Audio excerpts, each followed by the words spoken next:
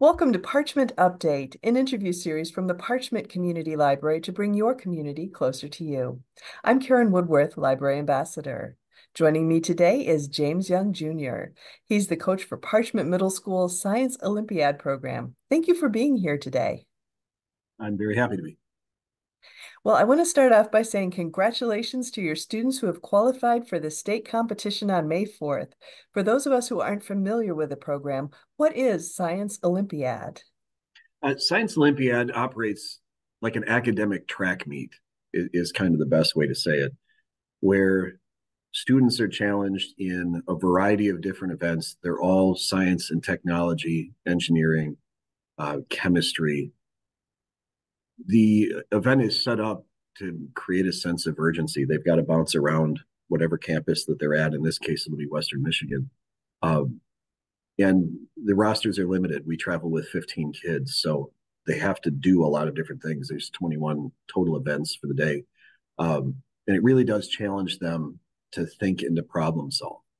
So the best way to look at Science Olympiad is it very much is it's like a track meet or the way that we see the Olympics in a classical sense, but specifically in science and technology. I love that analogy. That really makes it easy to approach. And so it sounds like just as you'd prepare for a track and field competition, there must be a lot of preparation going into participating in this. Can you talk a little bit about that, please? Last year it was run as an after school program because we were invited to it about 6 weeks out of the regional competition, and so we had to cobble together a group of kids very quickly, and we did the best that we could with it. And given that we were pretty successful, we put every kid in every event that we entered on the podium last year. It was a small number of events, relatively speaking, but in that which we competed, we were successful. So the district agreed to make it into a class, which did help quite a bit. Um, in the end, it really came down to the kids making a commitment both during the school day and on their own time to really dive into preparing in whatever way that it took. We spent time studying our likely opponents, reviewing years past outcomes, especially at both the regional and the state, and kind of isolating down what does it take to win these things, and then getting to work on it.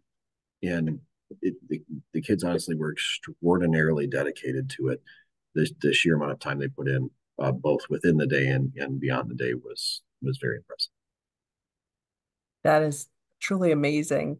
And it's so wonderful that they have that kind of dedication. And so, can you tell us a little bit about their experiences at the regional competition this year? This group was a truly excellent group of kids. Uh, we had to pare it down. The class at one point I think had 28 people in it, and we had to pare that down to our traveling group of 15 for our scoring team, and then I brought an additional 10 as a non-scoring team. Uh, but it was robust. The day started for them, depending on who they were, as early as 8:30, and we had a group of parents that really I kind of have to pause here and say that we could not do any of the things that we do without the families of these kids. The program really is built on the backbone of excellent kids and excellent families. And so we had families that were able to help shuttle kids from building to building because it really is all over the campus. Um, and they get in, they check in, and they compete. In academic events, it can be something as simple as a test. In the engineering events, they need to bring the device they've constructed to perform whatever the task is, whether it's an airplane that will stay in flight powered only by a rubber band as long as it can, or in this case, an air cannon that would accurately drop a ping pong ball on a target that they were unaware of until they arrived. Uh, we needed to get that device to the location, inspected by the judges, and then the kids ready to compete, and then off to their next event. Um, the kids they're all used to it now, but we get to about 2 o'clock in the afternoon, and we're all amazed at how quickly the day went by. So, what's involved in the state competition? It's the exact same events. This year we luck out. States is at Western. Will run on the same formulaic pattern as regionals was. Last year it was a different venue.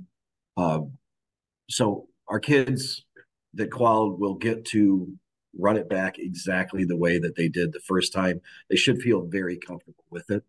Um, our one our one pair of brothers, the Austin brothers, um, absolutely dominated their individual event, and at this point, their mind is equally on enjoying the experience and competing very well at the state finals. But they've asked repeatedly, what do they think it's going to take to break the nationals? So I think they have one more trip in them if they seek it. Okay. Well, it just sounds like there's just an incredible amount of different skills involved in this. What benefits do you see the students getting from being a part of Science Olympiad?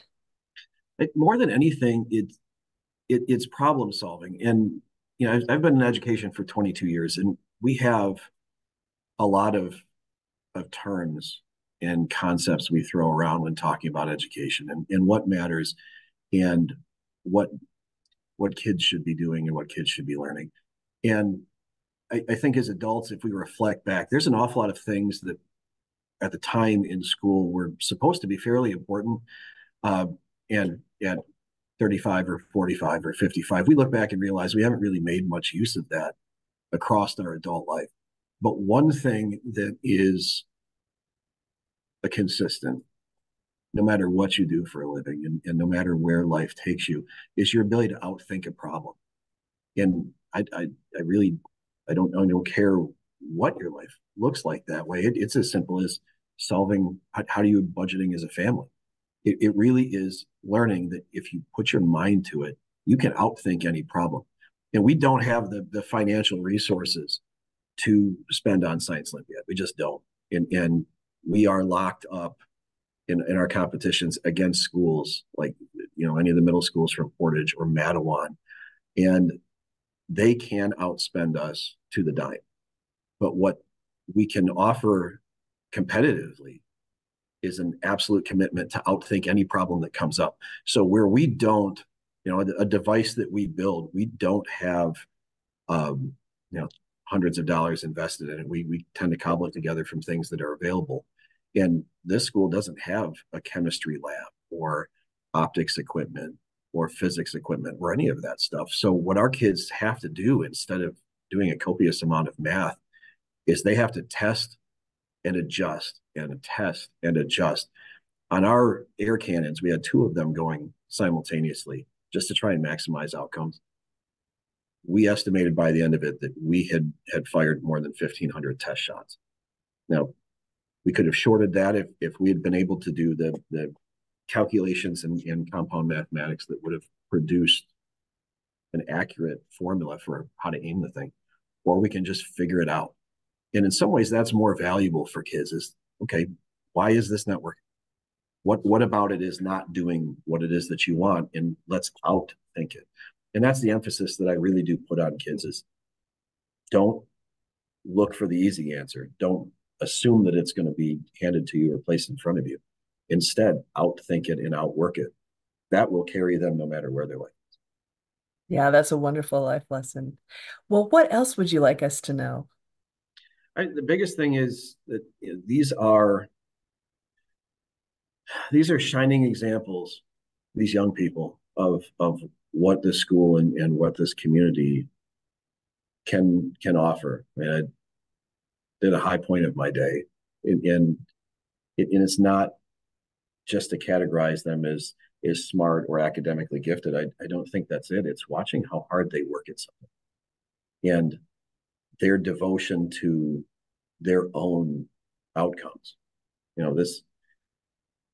This type of competition, there's no coach in the room with them. It's not allowed. It's actually very hard to be a Science Olympiad coach because if you're an athletic coach, you can directly influence what your kids are doing, and you can at least help ensure their success. But the Science Olympiad competition, once they walk in, you're a spectator, and your fingers are crossed, and they own it all the way. And watching these kids mature in that way, that they take complete ownership of what they're trying to do and then go as hard as they can, it really is a joy. Yeah, every time I'm tempted to worry about the future, I think about all these bright kids we have in middle school, elementary school, high school, and it really does give me hope. Well, so best of luck to you and your team, all those students heading into the state competition for Science Olympiad, and know the community will be cheering them on. Thank you so much for taking the time to talk to me today. Thank you very much.